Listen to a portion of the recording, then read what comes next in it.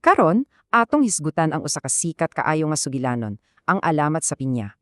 Aw kining sugilanon na ay magchikahong tubag, dali atong paminahon.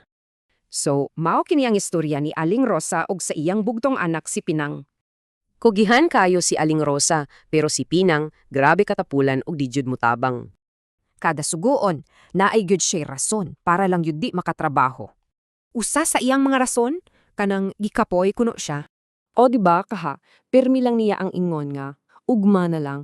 Pero ang pinakasagi niya ang balibad, dili kunok niya makitaan. Aw na puno na gyud si Aling Rosa. Niabot ang punto nga wala na siya kaagwanta. Tungod sa iyang kasagmuyo, nakapangandoy siya og usa ka butang nga wala niya damha. Maaw ni iyang giampo, nga unta si Pinang, makabaton og daghang mata. Ug tuod man, naay diwata nga naminaw, gituman jud ang iyang pangandoy. Pagkabuntag, gipangita niya si Pinang, pero wala nagyod, kalit lang nawala. Milabay ang mga adlaw, simana ug bulan. Nawalaan na gyud og paglaom si Aling Rosa. Unya, usa ka adlaw, naay nitubo nga katingad-an nga tanom sa iyang tugkaran.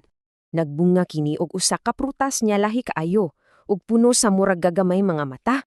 Og sa iyang pagkupot ni ini, didto niya naamguhan ng tanan. Busa, gihinganglan niya ang prutas ug pinya, gikan sa ngalan sa iyang anak, si Pinang.